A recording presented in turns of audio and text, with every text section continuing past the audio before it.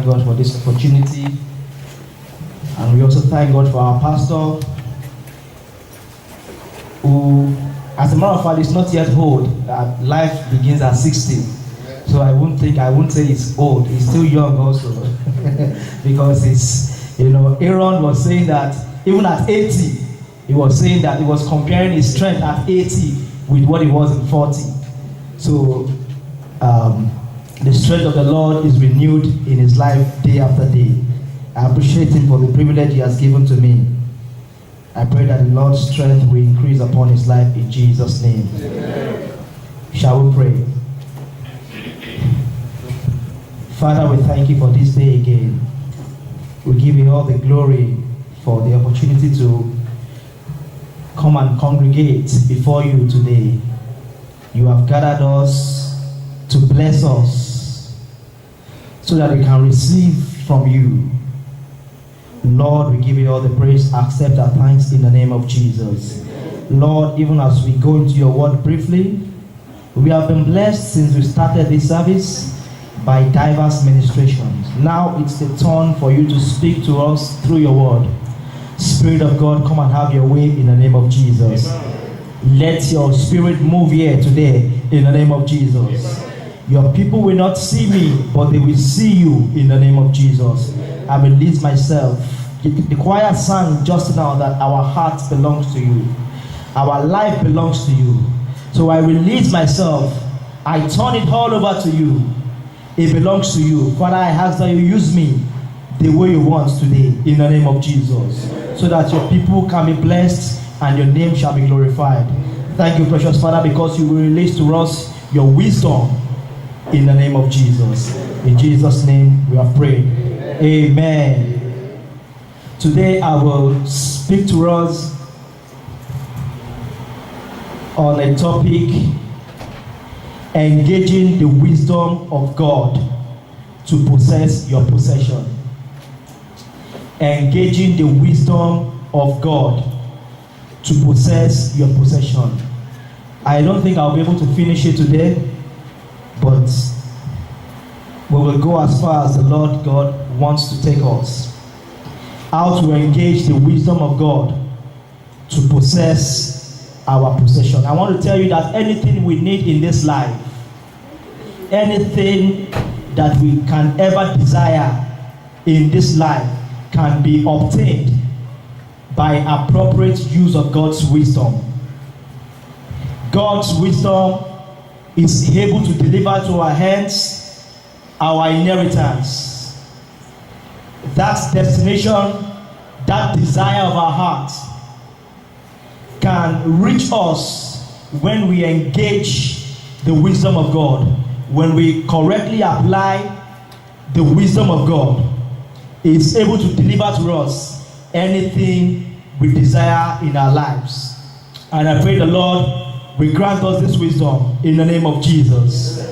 That is what we need to enter our inheritance, to access everything that the Lord God has given to us. Please come with me to the book of Proverbs. When we talk about wisdom, it's very difficult to preach about wisdom without checking some things from the book of Proverbs. Why? Because there was a man whom God endowed with great wisdom, and he has written a lot of things about wisdom. So if you want to know about wisdom, one of the scriptures that will come to your mind, one of the books of the Bible that will readily come to your mind is the book of Proverbs. Because why? Solomon, the servant of God, was endowed with great wisdom with which he ran his life. Even though at a later stage in his life, he missed it and he misbehaved. And his wisdom actually turned to foolishness. We will see that also today. But the fact remains that he was a wise man at a point in time. Proverbs chapter 4, we start from there. Proverbs chapter 4. I will read from verse 5 to verse 9. Proverbs chapter 4, verse 5 to 9. Verse 5 says, get wisdom. Tell somebody by your side, get wisdom. So we need to get wisdom. It's our duty, it's our responsibility. We need to do all that we need to do to get this wisdom. Not only that, get understanding. And when you get this thing, it says, forget it not, neither decline from the words of my mouth. Verse 6, forsake her not, and she shall preserve thee. When we get wisdom and we do not allow it to slip out of our hands, and we do not forsake this wisdom, what shall it do for us? Number one, it will preserve us. So there is preservation in wisdom. Like I said when I started, wisdom is able to deliver to us anything we desire. The appropriate use of the wisdom of God, the proper engagement of the wisdom of God will deliver to us whatever thing that we desire in our hearts. So the first thing here it says, it shall preserve thee. Preservation from harm, from dangers, from evil. It says when we get this wisdom is able to preserve us. It went further by saying, love her. Cherish this wisdom, and what will happen? And she shall keep thee. It shall preserve us, and is able also to keep us. Verse 7 says, wisdom is the principal thing. In the school of life, the name of the principal in that school is what? Wisdom. When you say principal has to do with the first thing. For example, if you go to a secondary school, and you have a complaint or you have an issue with the school, the very first person you see is the principal of that school. Please take me to the office of the principal. He's the number one citizen of that school. So the very first thing, the most important thing that we need, the principal thing that we need in life is what? Wisdom. It says, wisdom is the principal thing. Therefore, get wisdom. And when we get this wisdom, with all our getting, we also need to do what? To get understanding. Verse 8, exalt her. Exalt her, value her. And what shall he do? She shall promote thee. That means promotion is also in this wisdom. When we get this wisdom, we will get promotion. When we use the wisdom of God appropriately, promotion is guaranteed to us. We're going to see some people in the Bible whom God has blessed with this wisdom, and by the reason of this wisdom that they had, they were promoted in what they were doing. It says, exalt her, value her, and she shall promote thee. That's verse 8. Not only that, she shall bring thee to honor. So there is also honor in wisdom. She shall bring thee to honor when thou dost embrace her. She shall give thee, verse 9, she shall give to thine head an ornament of grace. So grace is also located in this wisdom. Favor, special privileges, grace, the good thing that you do not deserve, but that will come to you by virtue of God's favor, can also be gotten via wisdom. It says, he shall give thine head an ornament of grace. A crown of glory shall she deliver to thee. A lot of things have been said to be available to us by virtue of wisdom. Preservation, safety, promotion, honor, grace, glory. So all of these things are embedded in wisdom. When we engage the wisdom of God in the right way, then we can be sure that we will have all of these things. So that's why we are speaking this morning on engaging the wisdom of God to possess our possession. How do we engage the wisdom of God to possess our possession? Because the wisdom of God contains all of this inheritance everything that we need to excel in life, to make it in life, to get to our destination. All of these things are embedded in God's wisdom. So when we ask for that wisdom and we receive that wisdom and we properly harness that with wisdom, we properly engage it, we properly put it into use, then we can be sure that all of these benefits will be ours. That same book of Proverbs chapter 24. Proverbs chapter 24 and verse 3. Proverbs chapter 24 verse 3. It says, through wisdom an house is built. Through wisdom a house is built, and by understanding it is what? Established. Through wisdom a house is built, and by understanding it is established. The question arises, what is this wisdom? Since this wisdom is able to deliver so many things to us, it's able to deliver all of these things that we need in our lives for us. The question is, what is wisdom? Wisdom has been defined as the use of the most effective means to achieve a purpose. Wisdom has been simply defined as the use of the most effective means, the use of the most effective method to achieve a purpose. And that is what you will see in the book of Ecclesiastes chapter 10 and verse 10. The use of the most effective means to achieve a purpose. This is not talking about strength. Because when wisdom is talking, when wisdom is in charge, when wisdom is in place, strength does not have so much to say. Ecclesiastes chapter 10 and verse 10 says that if the iron is blunt and ye do not whet the edge, then must he put to more strength. But wisdom is profitable to direct. If we have a cutlass that we need to use to cut a piece of wood, and the cutlass is blunt, and because of the lack of wisdom, we keep using that blunt cutlass to cut, and we keep cutting and cutting, you will notice that we will keep, giving out energy and strength, but no work will be done. The wood will not be cut. As a matter of fact, the cutlass will start getting spoiled and spoils. It starts getting wear.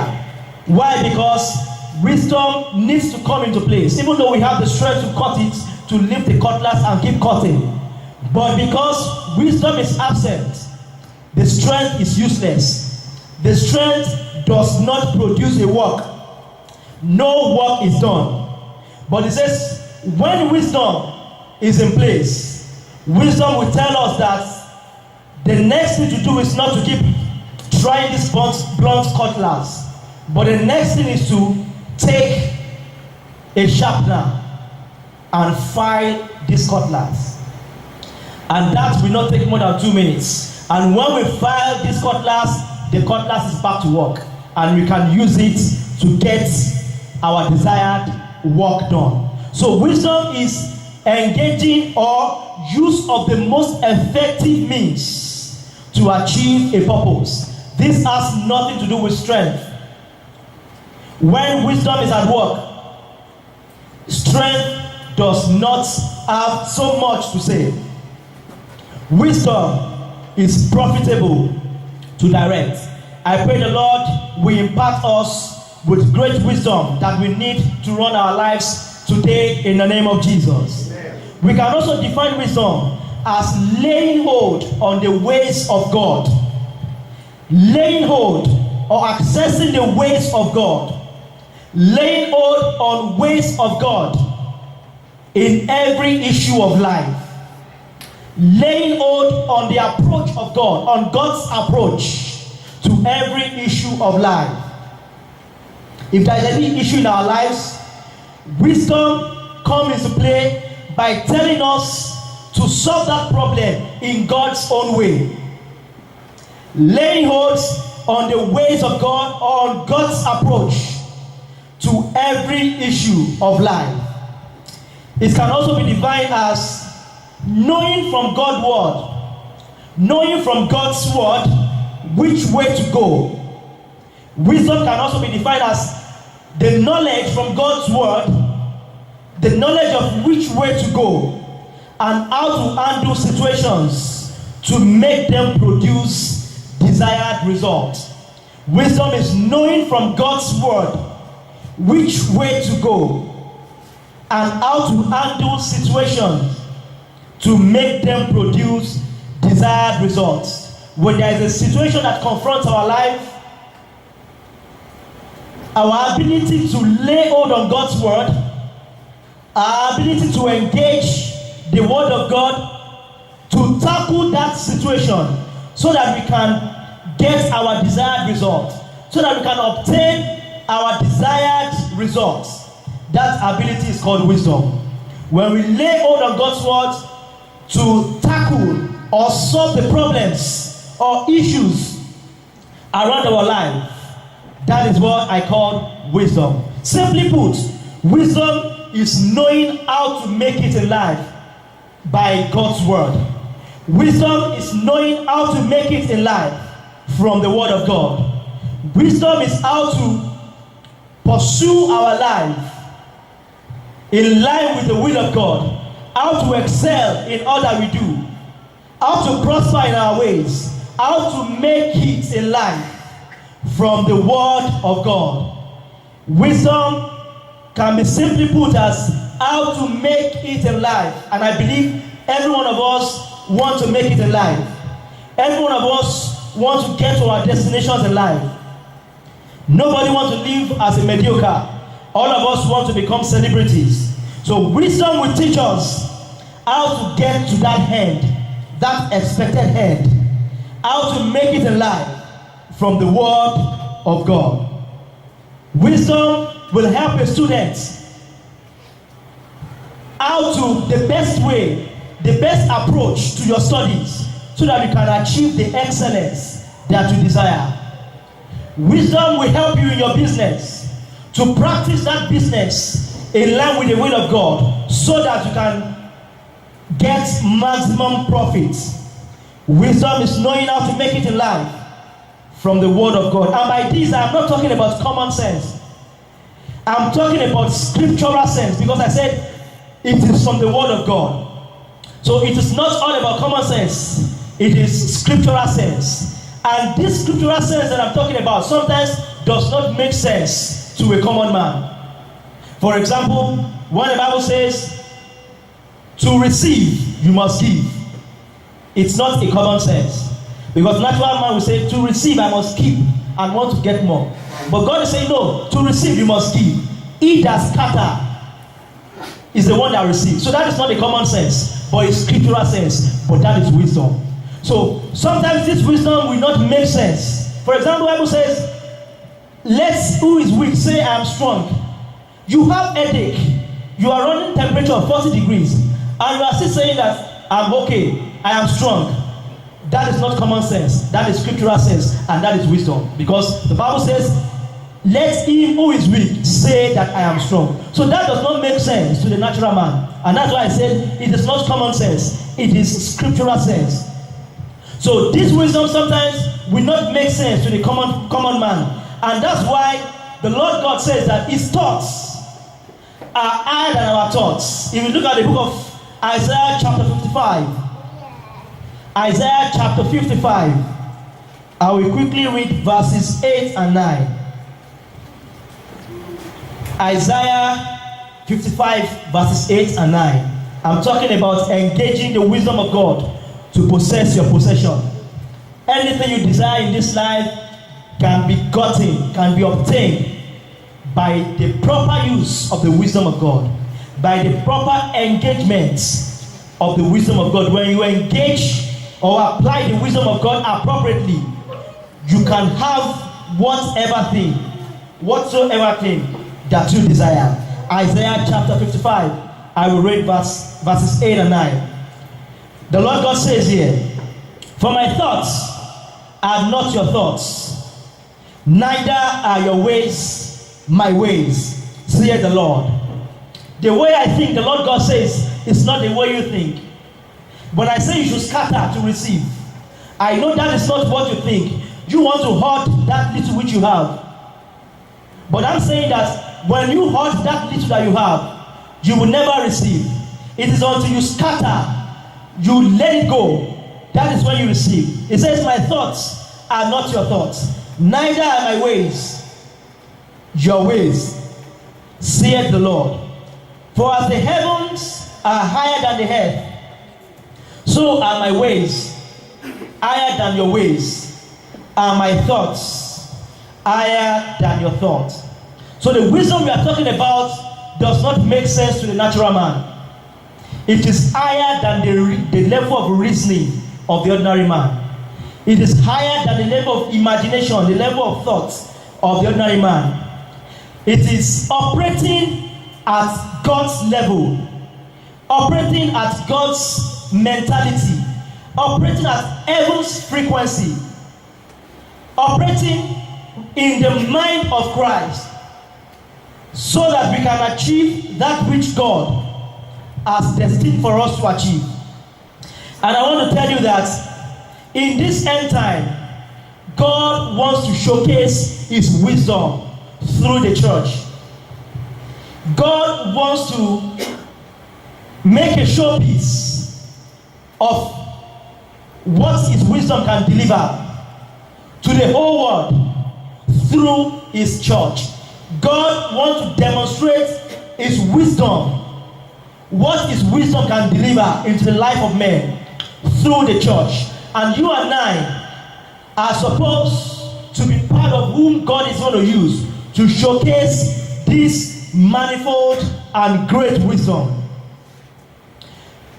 Not only to this world, God also wants to showcase this wisdom through us to principalities and powers. He wants to demonstrate his great wisdom through us to all principalities and power. He wants his children, by the reason of the wisdom, by the reason of his wisdom in our lives, he wants us to put every principality and power, every demon in perpetual subjection. By the reason of the wisdom of God, we can and we should, as a matter of fact, as believers, put the devil and his agents in perpetual subjection. And that's what Ephesians chapter 3, verse 10 and 11 says. Ephesians chapter 3, verse 10 and 11. God wants to showcase his wisdom through the church in this end time. He wants to demonstrate great wisdom that we put principalities and powers in perpetual subjection. Ephesians 3, I will read verse 10 and 11. To the intent that now unto the principalities and powers in heavenly places might be known by the church, that is by you and I, the manifold wisdom of God, that according to the eternal purpose which he proposed in Christ Jesus our Lord. It says God wants to make known his manifold wisdom to the principalities and powers in heavenly places. That verse 10 is not so clear in the King James Version. Let me read from the International Standard Version, ISV. I will read verse 10 from the ISV, the International Standard Version.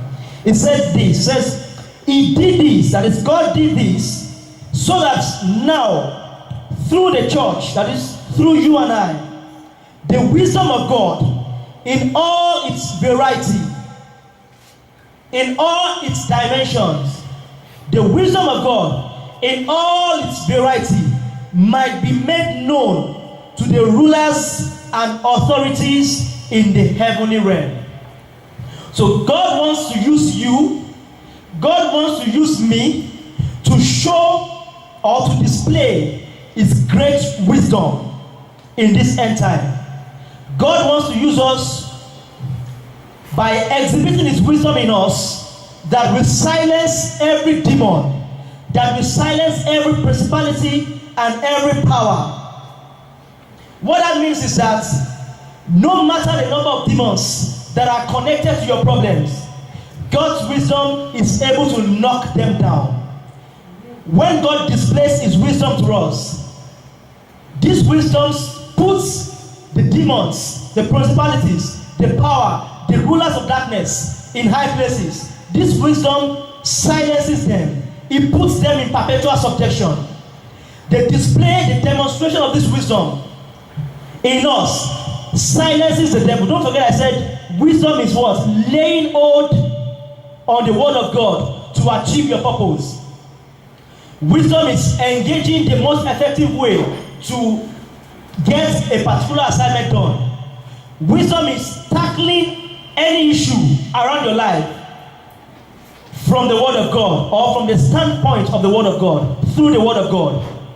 Wisdom is making it, how to make it in life, going by the word of God. So when I say how to make it in life, or how to use the wisdom of God or the word of God to achieve or to possess the possession, that includes putting that enemy, that demon troubling your life, under your footstool permanently. So the wisdom of God in your life is able to subdue, and that permanently, any devil that has been assigned to your life. And that's what Ephesians 3 and verse 10 is saying. It says God wants to display his manifold wisdom through the church to the principalities and to the powers of the rulers of the darkness of this world. So God is interested in using his wisdom through us to silence the devil. The wisdom of God will make life pleasant for you. If you look at the book of Proverbs chapter 3 and verse 17.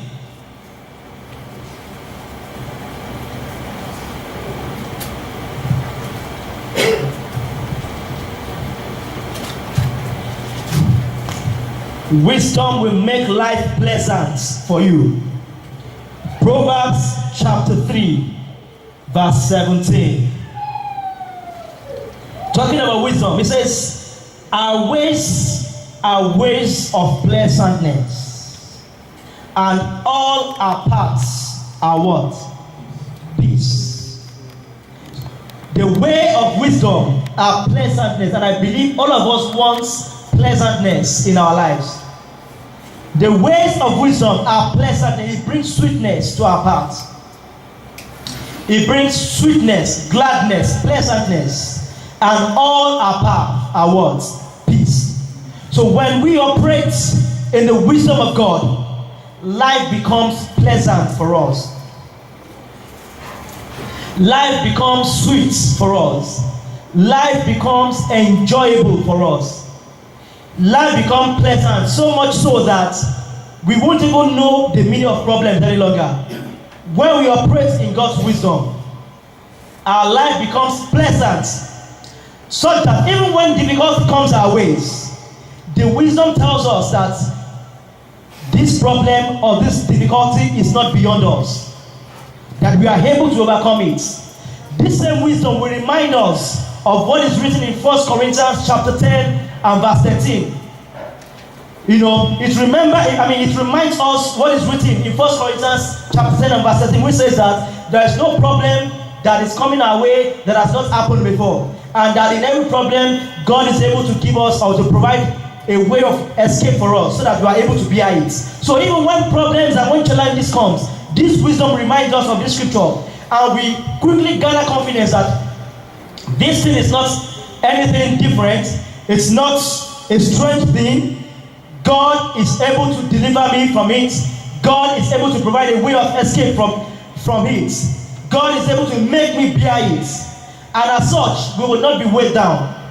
And this will not affect our joy. So this wisdom helps us. It makes our lives to be pleasant. And it keeps us going. You know, these wisdoms help us not to magnify our problems, you know, beyond what they really are. It helps us so that we don't make a mountain out of a molehill. It helps us and reminds us and saying that this problem, there is no problem or there is no temptation that has come to you that is not common to men. So it gives us the opportunity not to really overestimate the problem. It helps us not to, overestimate the problem, but it helps us to magnify our God over that problem.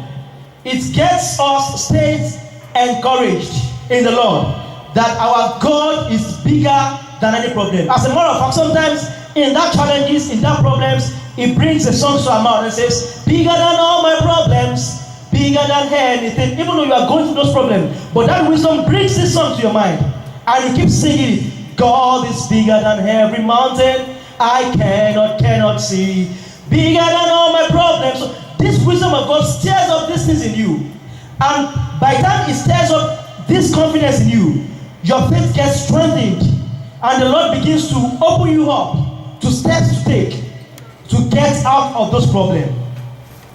That is what I'm talking about. But when the wisdom is lacking, once the problem comes, we get weighed down. Sometimes to even pray becomes a problem because we have allowed that problem to weigh us down. We have believed that the problem is bigger than our God, which is not. So the wisdom tells us that no matter how big the problem is, our God is bigger than it, and our God is able to fix it. And that leads me to the next point I want to make. Wisdom stabilizes you. This wisdom that I'm talking about acts as a stabilizer to stabilize you during trying times. Wisdom acts as a stabilizer that stabilizes you during your trying times. Isaiah chapter 33 and verse 6. Isaiah chapter 33 and verse 6 says, Isaiah chapter 33 and verse 6, it says, and wisdom and knowledge shall be the stability of thy times, and the strength of salvation. The fear of the Lord is his treasure. Wisdom and knowledge shall be the what? The stability of thy times. The times there is not only good times, whether good times or bad times, pleasant times, unpleasant times, difficult times, all manner of times that might come our way. It says wisdom and knowledge is able to what? To stabilize us. It enables us to stand strong during difficult times. We all know the role of a stabilizer. We thank God for Europe that the electricity people don't bring all manner of voltage. For example, now, if this were in Africa, all of these things that we plug now, we must connect the stabilizer first of all. Because, for example, there in Africa, the PHCN or NEPA or whatever they call them can just bring a surge, bring 300 voltage, and we blow all our appliances. You know that there is every appliance that we have down there, we must use a stabilizer for it. And what does it do? When NEPA brings a surge, normal current is I think 240, 250 or something. NEPA, when maybe their head turns sometimes, they bring 300, and or sometimes they bring 120. So if you allow that to enter your, for example, TV, you just say and you just see some smoke. That is the end of your 50,000 naira TV. But what a stabilizer does, when NEPA brings such a surge or irregular voltage, the stabilizer either jacks it up or brings it down. If it brings more than 250, it stabilizes it, brings it down. If it brings 120, it jacks it up. So stabilizer, no matter what kind of voltage or current that is coming, your stabilizer will regulate it and will stabilize it. It won't allow it to affect your appliance. That is what wisdom does for you. And that is what Isaiah chapter 3 and verse 6 says. And wisdom and knowledge shall be the what? The stability of your times. So when the devil is throwing that arrow during those difficult problems, and it looks as if, oh, this is becoming too much, the wisdom of God will help you to stabilize, and you will shake body such that that problem will not be able to weigh you down. It stabilizes you. Why? Because you have the wisdom of the knowledge of God, that God is able to deliver you from any problem. So it doesn't matter how big it is coming, that wisdom stabilizes it. And it makes you, That's why you may have a big problem and people still see you, you are rejoicing, you come to church, you are dancing, you are singing, but this guy has a big problem in his life. He's still dancing. That is a man of wisdom. The wisdom in his life is stabilizing, whatever challenge he's going through. You will not see it. He's still jovial. He still smiles with everybody. He doesn't come to church and look morose and everybody just know before you say, they know that there's something wrong with this brother. No. You won't even know. If you don't get to his house, you won't know that he's just drinking garri and groundnuts, that he doesn't even have money. But he comes to church, he looks good and he's enjoying the Lord and everything. You think, maybe he just ate, one big turkey at home. Whereas the young man drank garri this morning. Why? He has wisdom, and the wisdom of God is stabilizing him. And that is how a believer's life should be. A believer's life should not really show what is going on. There's something they call the joy in the Holy Ghost. A believer is not controlled about the environment. What is happening around you is not what is controlling you. But there is a joy from within. Even though the happiness, that's why happiness is different from joy. Happiness is based on happenings. If I have money, I'm happy. If I don't have money, I'm not happy. That is what is happening. If I have a car, I will be happy. If I don't have a car, that is happiness. If I have a child, I'll be happy. If I don't have a child, I'll look. No, that is happiness. But the joy is from within. It is a joy in the Holy Ghost. It is not a function of what is going on around you. Whether things are going well or they are not going well, whether you have a job or you don't have a job, whether you have money or you don't have money, the joy is within. It's from inside, not from outside. So that joy is what controls you, not what is within and not what is around you. So, and that is the life of a believer. That is the life of a man of wisdom. Somebody who gets stabilized. He doesn't allow the happenings around him to disturb him. So whether he has money or not, he's still cheerful. Whether he knows where he's going to eat the next meal or not, he's still happy. He comes to church, he dances, he looks happy, greets everybody, smiles all around. That is somebody who is being stabilized by the wisdom of God. And that is how every believer should be. Believers are not the ones who are controlled by happenings. What is going, as a matter of fact, what is going on around us is not to dictate how our life should be. What is going on around us should not dictate our facial expression. At all times, the Bible says, the joy of the Lord is my strength. So that joy, it says, Romans 14 and verse 17. Verse 14 or 17 says, for the kingdom of God is not meat and drink, but what?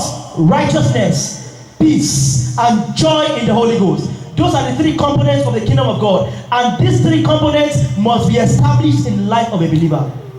Righteousness, your right standing with God. Peace, you have peace no matter what is going on. You are at peace. And what? Joy in the Holy Ghost. When you're a righteous person, you have peace with God and you have peace with man. That will stir up a joy inside of you, which is called a joy in the Holy Ghost. And that is not a function of whether you have money or not. You are still joyful. Whether you have what to eat or not, you are still joyful. Whether you have what to wear or not, you are still joyful. Why? Because your joy is not dependent on what is happening around you. Your joy is from within. It's from the understanding of the God that is inside of you. It is called the joy in the Holy Ghost. So that is what happens.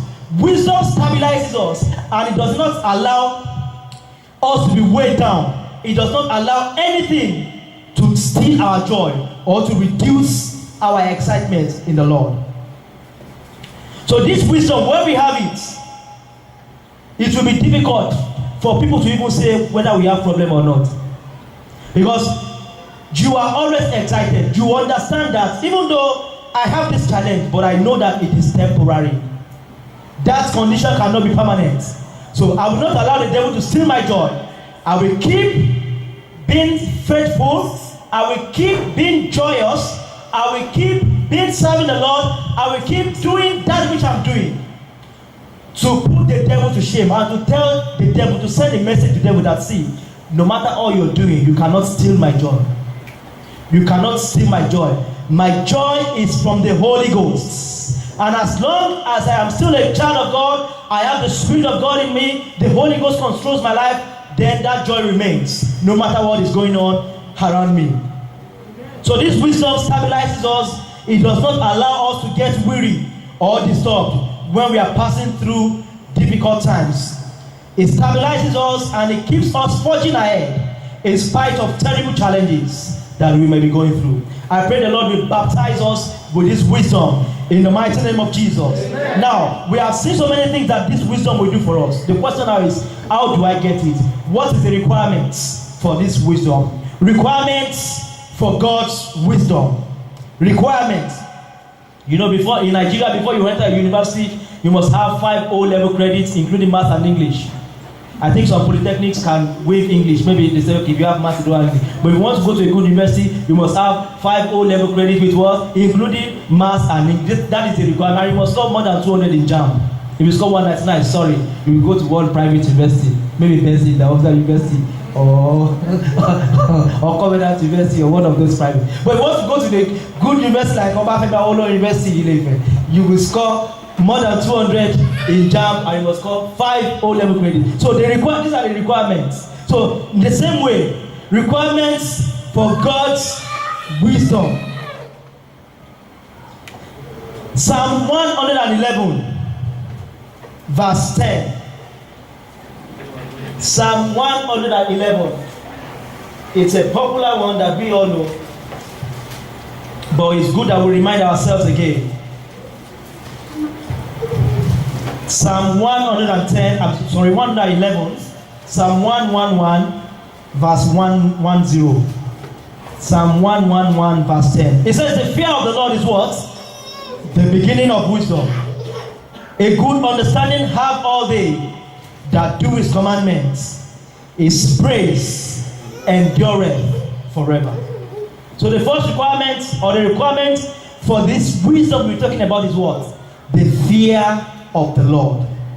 The fear of the Lord is the basic requirement for this wisdom. And this is also the basic requirement for any Christian who wish to triumph in life.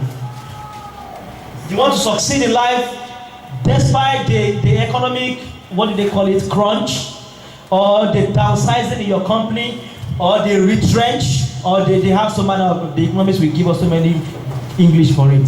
You want to succeed. In spite of that, you need what? The fear of God.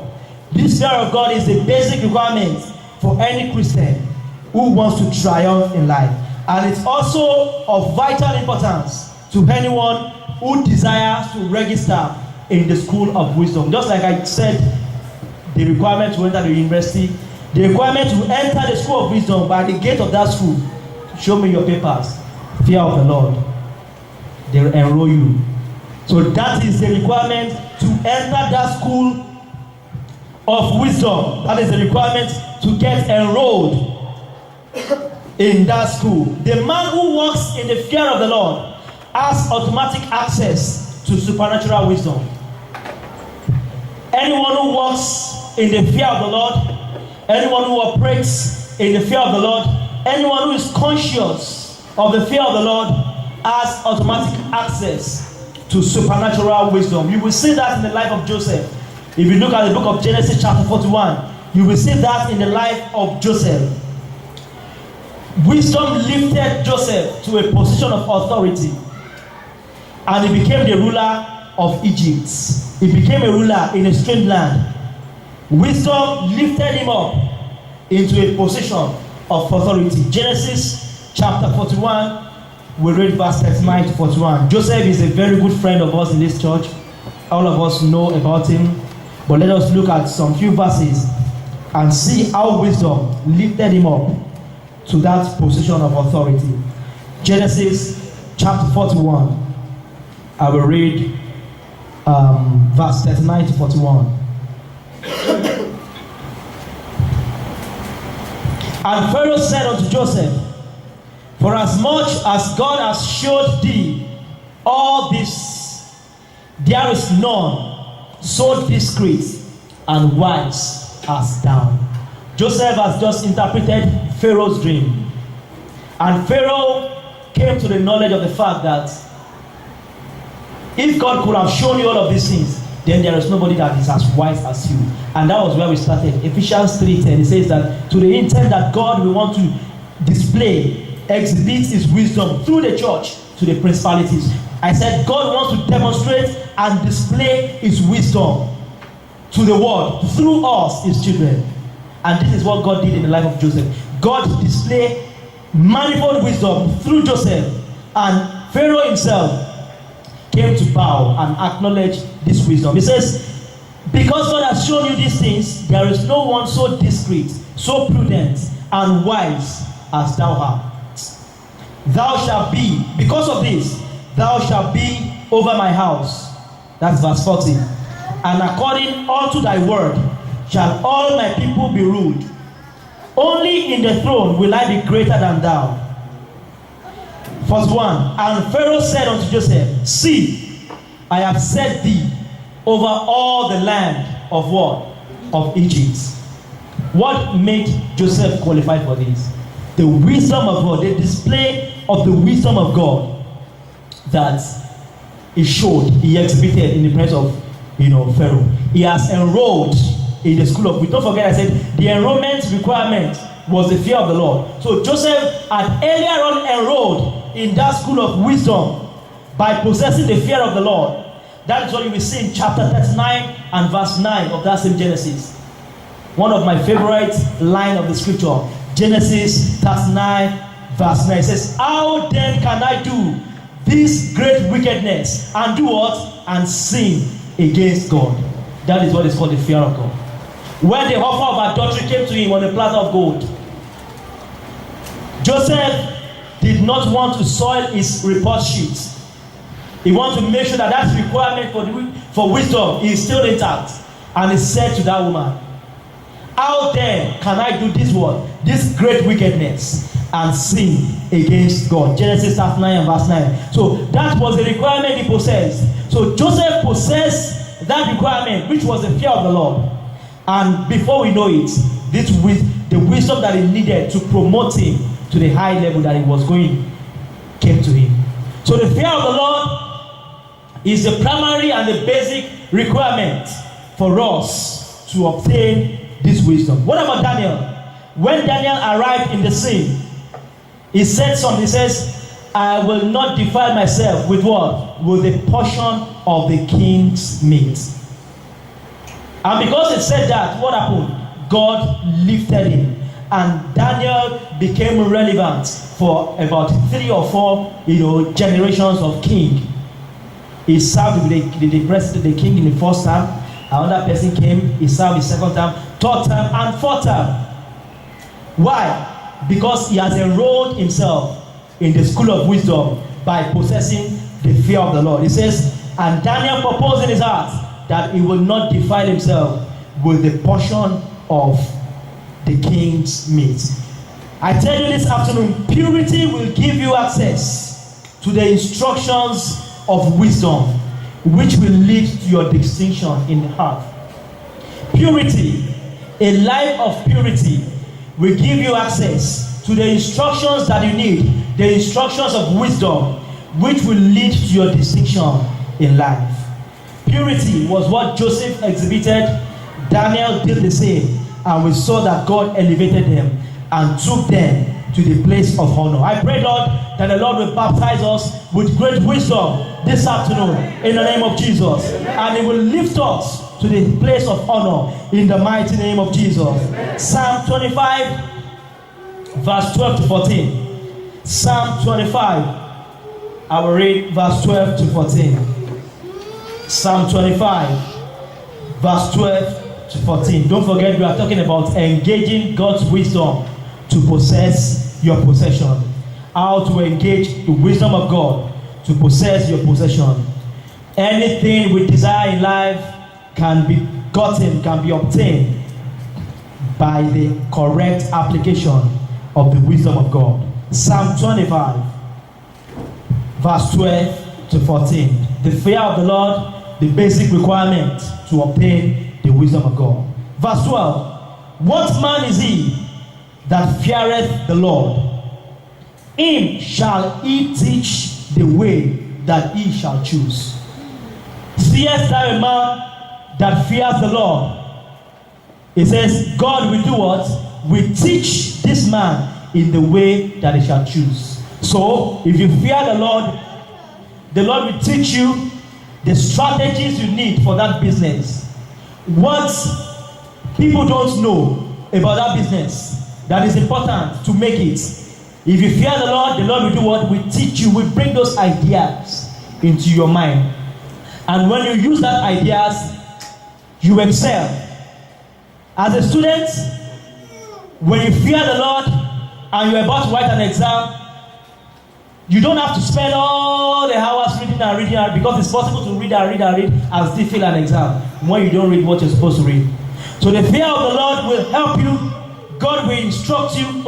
Focus more on this place. Okay, you can read this place, but don't put so much emphasis here. But this is where you should put your emphasis because questions are coming here. So God will instruct you and lead and direct you to those areas where you need to read. The areas of concentration, where the exams questions are coming from. And when you do that, it will be as if you were sitting with the teacher when they set the exams. Why? Because the exams will be just cheap because you have seen it before. The Lord has shown you.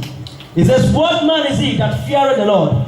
This same man shall the Lord teach the way he shall choose. The Lord will direct him how to take the steps. Don't go there now. Wait till tomorrow.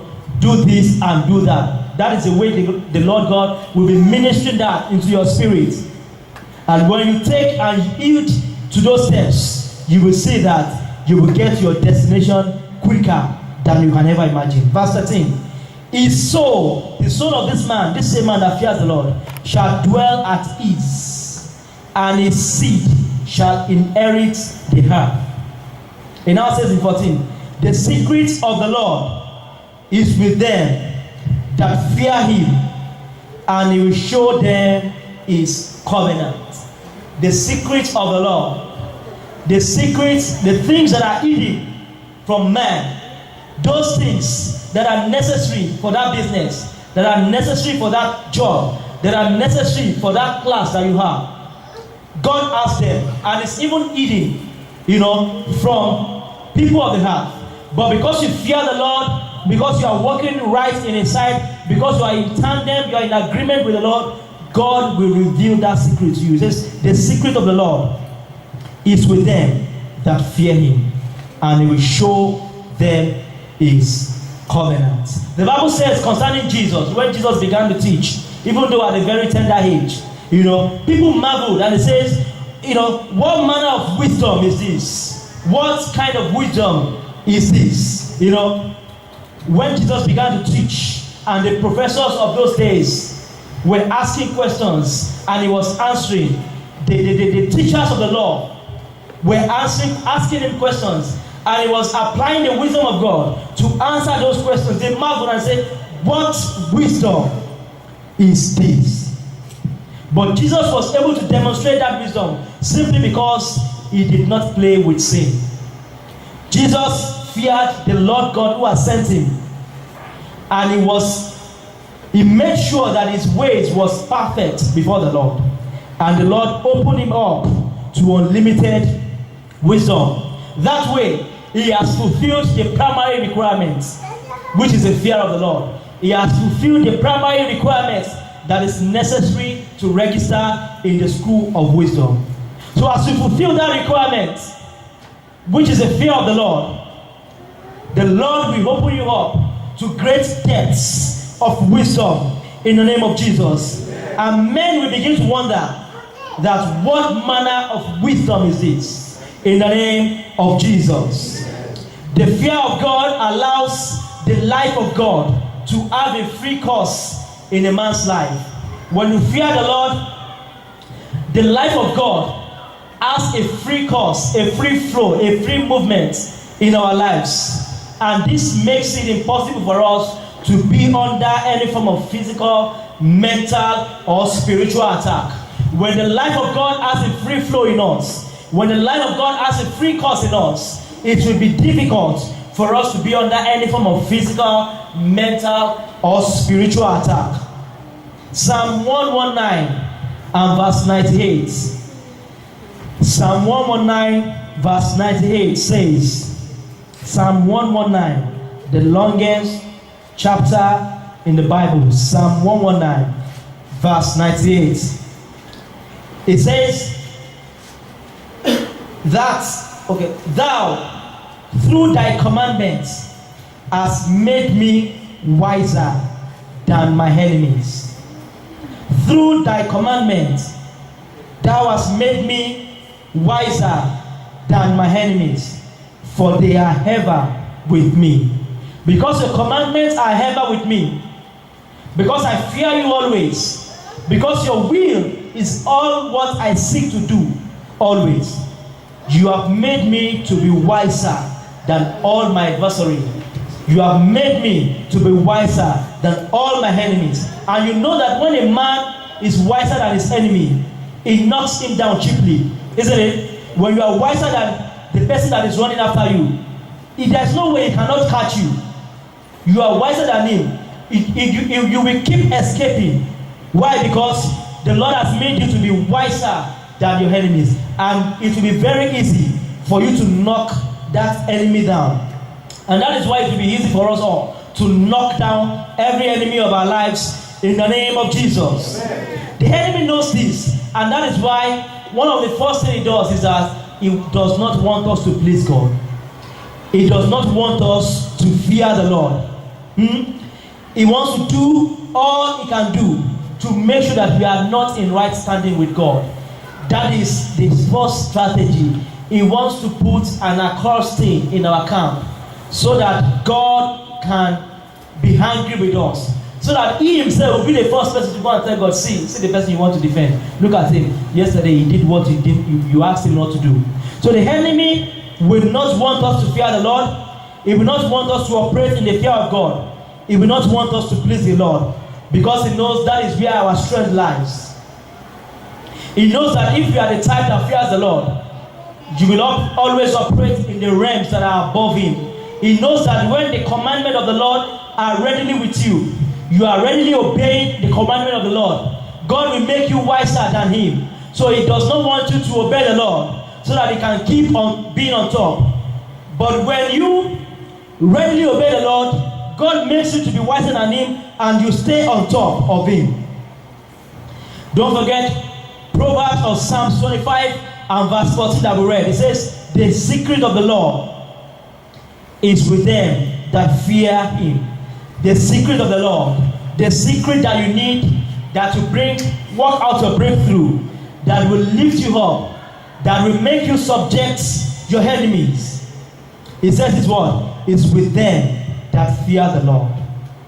So divine wisdom demands divine sanctity. Divine sanctity. It demands the fear of the Lord. It demands staying righteous, having a good record, having a clean account with the Lord. Divine wisdom demands for divine sanctity. Sanctity in the level of the mind, sanctity in the speech, sanctity in our thoughts, thinking right, thinking the way God wants us to think. That is what divine wisdom calls for. Samson, that man, was born a prophet. He was called right from the womb to become a Nazarite. And God has given specific instructions on the way he was supposed to live his life after he was born. But yet, he fell down flat. He allowed sin to destroy him. He allowed sin to have his way in his life. He does not operate in the fear of the Lord. That which God asked him not to do was what he desires. And we all saw it. Somebody whom God has endowed with great power, great strength, now became somebody that, was useless and powerless, and they were just toiling with his life and just mocking him here and there. I pray that will not be our portion in the name of Jesus. What about Solomon? Solomon was an embodiment of wisdom in the Old Testament. Yet, as he went on, his wisdom was corrupted through immorality. His wisdom was turned into foolishness through immorality. Let's look at the book of 1 Kings chapter 11. We will read verse 1, verse 2, verse 4, verse 6, and verse 9 to 11. 1 Kings chapter 11. Solomon was an embodiment of wisdom in the Old Testament. Solomon was an embodiment of wisdom. God endowed him with great wisdom. But when he did not operate in the fear of the Lord, he allowed sin to operate in his life. That which God frowns at was his desire. Then he lost it all. 1 Kings 11 verse 1. This was the beginning of Solomon's problem. Verse 1 says, "But King Solomon loved many strange women, together with the daughter of Pharaoh, women of the Moabites, Amorites, Edomites, Sidonians, and Hittites." Verse 2, "Of the nations concerning which the Lord said unto the children of Israel, Ye shall not go in to them, neither shall they come into you. For surely they will turn away your heart after their gods." Solomon clave unto these in love. God had made a clear statement and a clear instruction that as my children, as the one that I've brought from slavery, my chosen one, this is how you live your life. You must not mingle with strange women. You must neither give your sons to their daughters, nor take their daughters or take their sons for your daughters. There was a clear instruction, but Solomon went contrary to this. Verse 4, "For it came to pass, when Solomon was old, that his wives turned away his heart after other gods." This was somebody who started excellently well, but as he grew older, his wives turned his heart after other gods, and his heart was not perfect with the Lord his God, as was the heart of David his father. Verse 6, "And Solomon did evil," and that is the outcome. Such a person will do evil. "And Solomon did evil in the sight of the Lord, and went not fully after the Lord, as did David his father."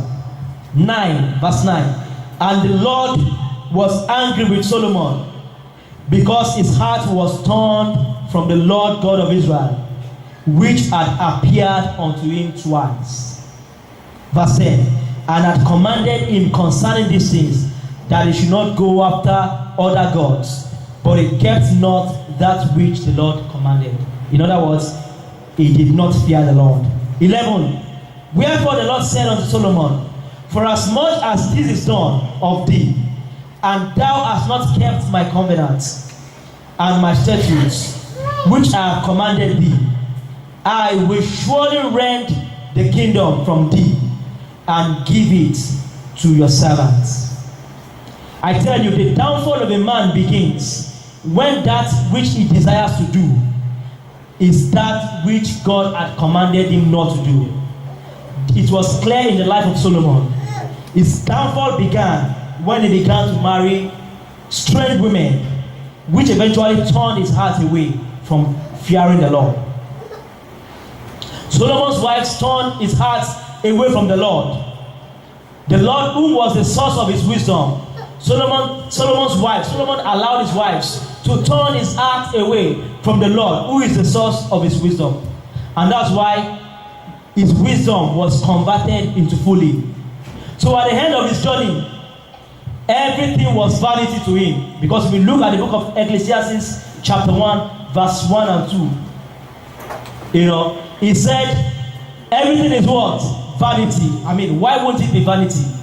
Because you have forsaken the one who has given you the wisdom. So that wisdom will become foolishness, and your life will not make any sense to you. So there's nothing you can be other than vanity. So the downfall of a man begins when he begins to do that which God has commanded him or instructed him to do. And that was why to Solomon, after his journey, he says, everything is what? Is vanity. I pray in the name of Jesus that our life will not become vanity. In the name of Jesus. Our time is fast spent. I think I need to begin to round up now. Sin is a destroyer, and its victims end their life in regrets. Sin destroys, and it makes its victim to end their life in regrets. I think I have to round up here because of our time. Job chapter 28. Job chapter 28. Job chapter 28. We'll read verse 28. Job 28 and verse 28. Job 28, verse 28. And unto man he said, behold the fear of the Lord. Behold the fear of the Lord. That is wisdom. Somebody said, that is wisdom. It says, behold the fear of the Lord. This fear of the wisdom that I'm telling you to behold, it says, that is wisdom. And to depart from evil is what? Understanding. It says, the fear of the Lord. When you behold the fear of the Lord, when you act and operate in the fear of the Lord, then you are operating in what? Wisdom. And when you depart from evil, you are operating in understanding. I pray the Lord will help us to operate in wisdom and understanding in the name of Jesus. Because of our time, I'm going to continue from here next week. I'm going to go into the workings of wisdom, but we don't have so much time. Shall we rise up to our feet and begin to thank God for this grace for this morning? Let's thank God. Wisdom is able to deliver to us anything we desire in our lives. Wisdom is able to deliver to our hands whatever things, whatsoever things that we desire. Begin to thank God for this. Begin to thank God for this. And begin to ask God for that wisdom. Wisdom is able to deliver into your hands in your inheritance. Begin to ask for this wisdom. Wisdom is the principal thing. It is the most important thing that you need. The key to get to your destination is located in wisdom. The key that you need in that business to excel, to stay on top among your peers, among your contemporaries, is located in wisdom. That key that will excel you in your class, that will lift you from the back to the front, that will take you from 5-pointer to 1-pointer, is wisdom. That key that you need that will take you from the position of 5-5-5 in your class and will take you to 1-1-1. It will take you to distinction, to excellence, is in wisdom. Begin to ask God for this wisdom. I don't know which area of your life you